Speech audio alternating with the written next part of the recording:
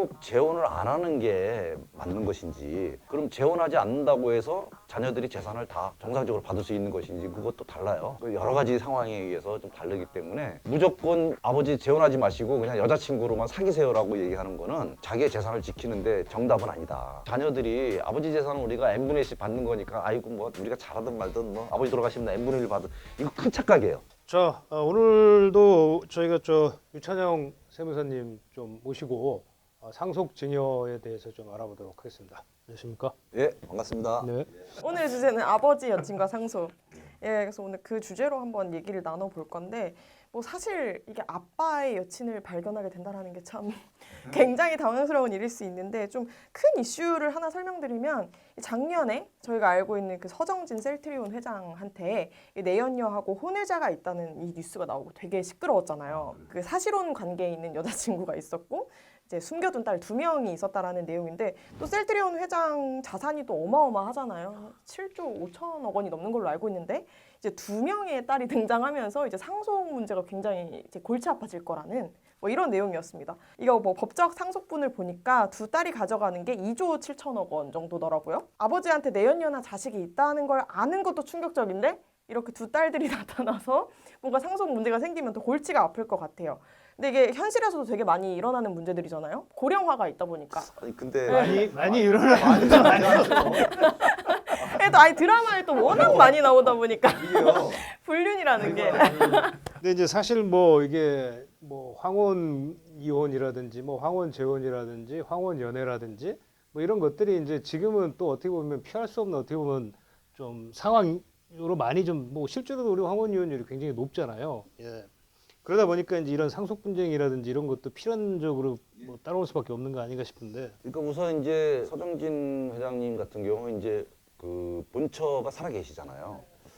그러면 우리나라는 사실혼 관계를 인정을 하지만 중혼의 경우에는 사실혼 관계 인정하지 않아요.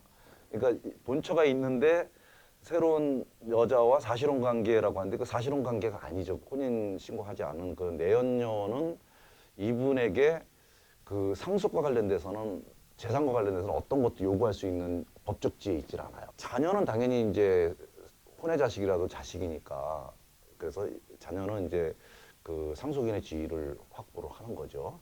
사실 이 그 내연녀가 그 내연남으로부터 어떤 재산을 받으려면 그 방법은 딱 두 가지밖에 없어요. 이제 증여를 받거나 또 하나는 이제 유언을 통해서 일부러 받거나 하는 방법이지, 이 상속에 관련돼서는 또 법률적으로는 어떠한 보호도 받을 수가 없다. 이게 타인이에요, 타인. 법률적으로는.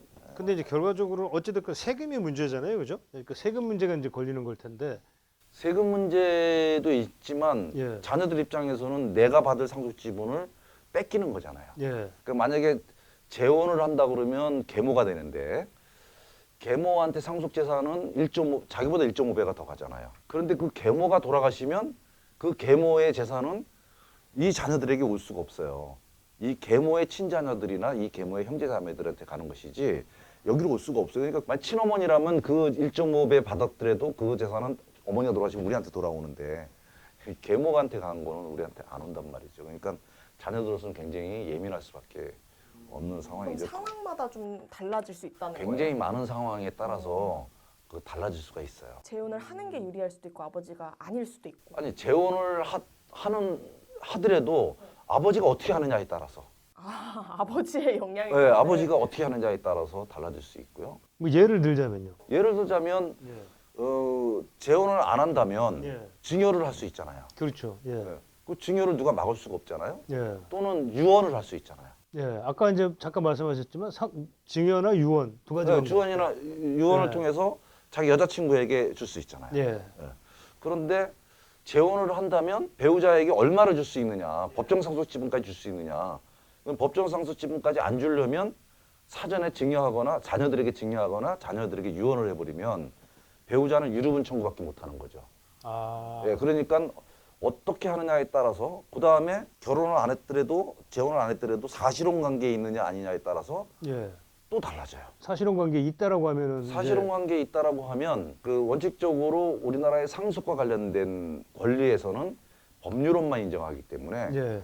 사실혼 관계를 유지하다가 아버지가 돌아가셨다. 그러면 사실혼 관계에 있는 배우자는 아무것도 보장받을 수가 없어요. 아 그래요? 낙동강 오리알이 돼버리네요. 네, 그러니까 그러면 사실혼 관계에 있는 배우자는 그런 상황을 보고 싶어하지 않을 거잖아요. 그렇겠죠. 그러면 내가 좀 재산을 챙기려면 어떻게 해야 되느냐? 그러면 그 사전에 증여를 하던 또는 유언을 하던 또 한 가지 방법이 있어요. 아 예. 재산 분할을 하라. 사실혼 관계를 해소하고 사실혼 관계도 재산 분할을 인정을 해주고 있거든요. 이게 혼인 그러니까 관계 부부가 이제 이렇게 이혼할 때 재산 분할하는 것과 똑같이 마찬가지로. 예. 물론 이제 혼인 생활 동안에 공동을 이룬 재산이라고 하는 것이 입증이 돼야 되겠죠. 아 예. 예. 그 가사노동도 포함이 되는 그래서 거죠. 가사노동도 일부 포함되는 거죠. 어떻게 하느냐에 따라서 그게 많이 달라질 수 있다. 그럼 아버지한테 잘 보여야 되는 거 아니에요? 그러니까 사실은 자녀들 입장에서는 그 아버지가 여친을 만나는 거에 대해서 아버지의 행복 추구권을 지금 방해하는 거잖아요. 그죠? 예, 그러면 무조건 결혼하지 말고 친구 사귀세요 그러면 친구를 사귀는 그 여자친구분의 입장에서는 내가 이 남자의 노후를 내가 같이 지내면서 사는데 재산 관계에 있어서 내가 제외돼 있다. 이거를 참을 수가 없잖아요. 그렇죠. 예. 그러니까 이제 그 내연녀의 입장에서는 결혼을 하는 게 그죠? 재혼을 하는 게 당연히 모든 재혼을 면에서 하면 이제 유리하겠죠. 떳떳하죠. 예, 떳떳하기도 하고. 떳떳하지만 그렇게 재혼을 못하게 해주면 예, 그러면 사실혼 관계를 유지할 수도 있고요. 예. 사실혼 관계에서 좀 약해가지고 그냥 여친 관계를 유지할 수도 있고요. 아 그래도 미리 그냥 사전에 증여만 받으면 그러면 되니까. 이제 그런 상황에 따라서 내가 이 남자로부터 뭔가를 확보하기 위한 조치를 취해놔야 될 거 아니에요. 그렇죠. 예. 예, 그래서 어떤 신문 보니까 이런 게 있더라고요. 나이 많은 남자하고 이제 같이 살았는데 결혼을 하지 않고 계약을 했어요. 계약을. 내가 너랑 같이 살아주면 나한테 어떻게 해줘라. 나이 드신 분이 살다 보니까 마음에 안 들잖아요. 예. 그러니까 이제 계약을 이행을 안 했어요. 그러니까 이제 이 여자분이 이 남자친구를 죽여버렸어요. 예? 칼부림. 화가 칼부림 난 거죠. 그러니까 이제 26살 연하였던데. 예, 그러니까 그런 사건들이 벌어진다는 거예요. 그러니까 그러면 우리가 여기서 따져야 될 거는 이제 부친의 경우 입장, 그다음에 그 여친의 입장, 자녀들의 입장, 이 삼자 입장이 다 이렇게 대립이 된다는 거예요. 그래서 여기서 우리는 어떤 것이 좋다 나쁘다 할 게 아니라 각자의 입장에 따라서 뭔가 자기의 권리를 획득하기 위해서 조치를 취하거나 노력을 할 거라는 거죠. 거기에 따라서 이게 많이 달라지는데 핵심은 부친이 뭔가를 어떤 행위를 하느냐. 그러니까 상속을 못 받게 한다고 해서 그냥 끝나는 게 아니라 사전 증여로도 얼마든지 해줄 수 있고 유언으로도 해줄 수 있고 또는 재산 분할로도 해줄 수 있고 다양한 방법이 있다.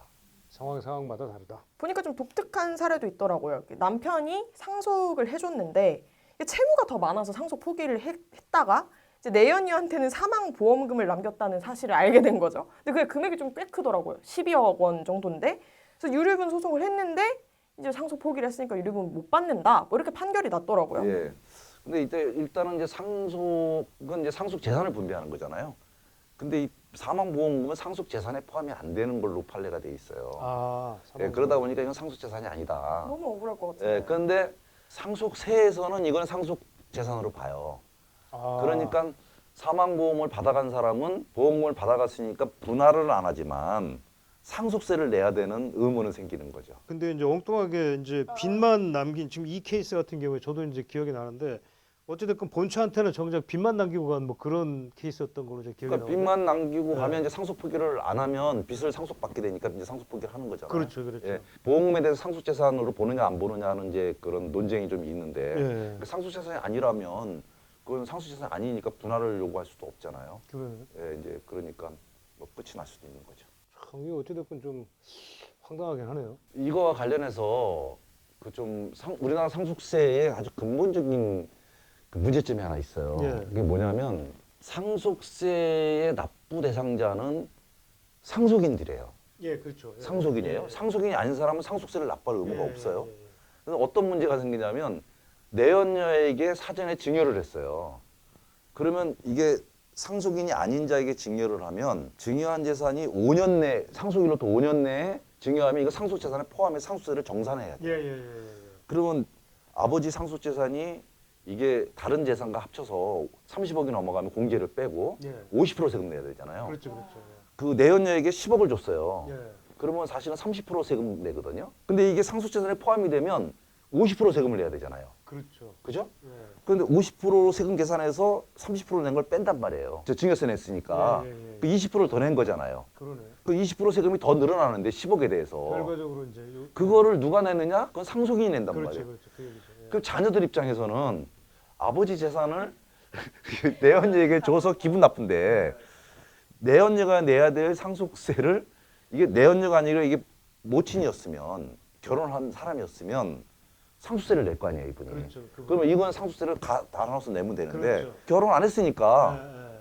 늘어난 상속세에 대해서는 이 자녀들이 다 분담해서 내야 되는 거예요. 그렇죠. 그래서 이게 유산 취득세와 유산세의 이 문제 때문에 나온 거예요.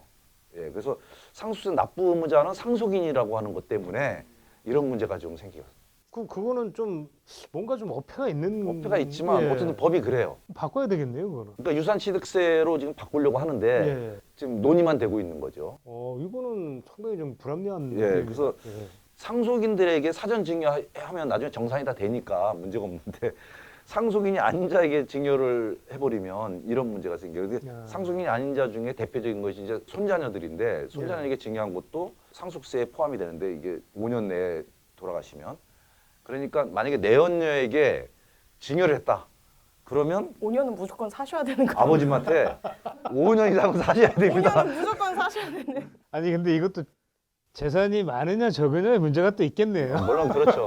물론 그렇지만 10억씩 증여할 수 있다면 그 내연녀 입장에서는 최대한 자기가 많이 받으려고 할 거 아니에요. 그리고 아버지 입장에서도 자식들은 찾아오지도 않고 맨날 돈이라 달라고 그러고 속 썩이는데 자기 옆에서 자기와 노년을 같이 하는 여자가 있다면 다 주고 싶죠, 사실은. 도대체 자식이 뭔 필요가 있냐. 근데 이렇게 준다면 이제 문제가 심각해질 수 있다. 그게 아니고 내연녀한테 다 줘버린다. 야, 아예 그냥 다 주겠다. 나는 다 필요 없다. 예. 뭐 그런 분 있죠. 자식하고 왼수처럼 지내가지고 나는 예. 이 자식들은 전혀 주고 싶지 않다. 그래서 뭐 다 기부하려고 하는 사람도 있을 수 있고요. 또는 이렇게 사랑하는 사람이 있으면 사랑하는 사람이 줄 수도 있는 거고요. 또 어떤 경우는 뭐 요새 그 사랑하는 개한테도 주잖아요.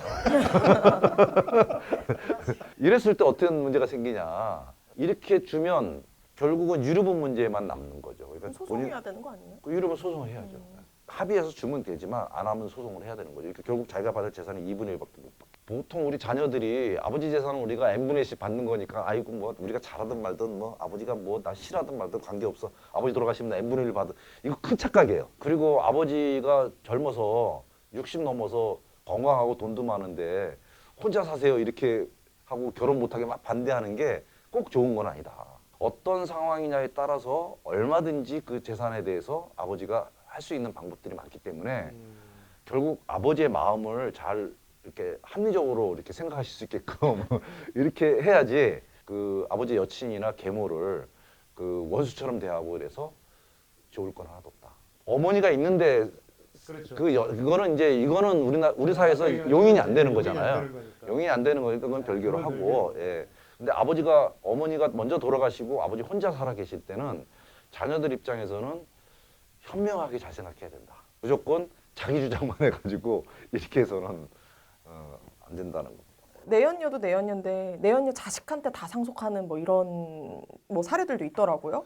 그건 내연녀의 자녀는 상속인도 아니고 아무것도 아니잖아요. 그러니까 결혼을 하더라도 입적을 하지 않으면 양자로 입적하지 않으면 그거는 본인의 자식이 아니거든요. 만약에 아버지가 우리 양자로 내가 드릴 거야 이래버리면 자녀하고 똑같은 이제 문제가 생기는 슬기로운 의사생활이라는 드라마에 보면은 그 양 회장님하고 그 내연녀가 있잖아요. 근데 임신을 한 상태에서 이제 돌아가시잖아요. 그 상태가 됐을 때. 태어나지도 예. 태아도 상속인 해당되죠. 아 그런 거예요? 예, 태아도 상속인 해당되죠. 다만 이제 그 내연녀의 자녀가 진짜 친자냐 하는 건 친자 확인을 해야 되겠죠. 진짜 확인해. 예, 확인은 꼭 해야 하고. 예, 친자 확인을 해야 되겠죠. 예. 그러니까 확인이 되면 상속인이 되는 그러면 이제 친자로 확인이 되면 이제 자녀가 되는 거니까 호적에 들어가는 똑같이 것이고. 최근에 제가 그 OTT 드라마에 그 드라마에 보면 이게 나오더라고요. 이런 사례가 그러니까 갑자기 이복 동생인데 어디서 갑자기 튀어나와가지고 튀어나올 수도 있고 아니면 아예 안 나타나는 경우도 있어요. 예. 이러면 이 재산 분할을 어떻게 해야 되는지 이제 막 이런 고민 있죠. 그러니까 이제 먼저 이제 법정 상속 지분대로 해야 되는데 법정 상속 지분이라는 게 n분의 1이잖아요. 그 n분의 1이라는 게 합의가 안 되면 모든 재산을 n분의 1로 해야 돼요. 이 돈은 너가 갖고 이 돈은 너가 갖고 이 재산은 내가 갖고 하는 것도 이건 합의거든요. 예. 근데 나타나지 않으면 모든 재산을 n분의 1로 해야 돼요. 이게 굉장히 어려워요. 상속에서의 좀 현명한 결론을 내리자면 그 아직까지는 그 재산 처분권은 부모에게 있는 거죠. 재산을 가지고 있는 부모에게 있는 거잖아요. 그러니까 자녀들 입장에서는 그 재산이 당연히 나한테 돌아올 것이다 라고 생각하는 것은 좀 잘못된 아니라 할수 것이고 예, 부모 입장을 좀 생각해서 부모의 행복도 우리가 그 보장을 해줘야 되니까 그 부모의 의사도 존중하고 부모님이 행복하게 살 수 있도록 지원하고 그래서 이 좋은 관계가 형성이 되면 상속의 문제도 그 틀 안에서 잘 이루어지는데 이게 어떤 것이 이게 틀어지게 되면 각자 자기가 원하는 욕심대로 여자는 여자대로 욕심을 부릴 거고 자녀들은 자녀대로 욕심 부릴 거고 이 사이에서 고민하는 아버지는 어떻게 이제 행동할 것인가에 따라서 자녀들은 자기 지분의 2분의 1밖에 못 받는 경우도 있을 거고요. 또 2분의 1이라는 게 확인된 거에 2분의 1이지 현금으로 뽑아가지고 그냥 막 줘버리면 그 입증도 못 하거든요. 그렇게 되기 때문에 어머니 일찍 돌아가시고 아버지 혼자 되셨을 때는 아버지가 외롭지 않게 좀 자녀들이 잘 좀 해주셔서 상속의 문제가 현명하게 이루어질 수 있도록 가야 된다. 알겠습니다. 네, 그 정도로 좀 정리하면 되겠습니다.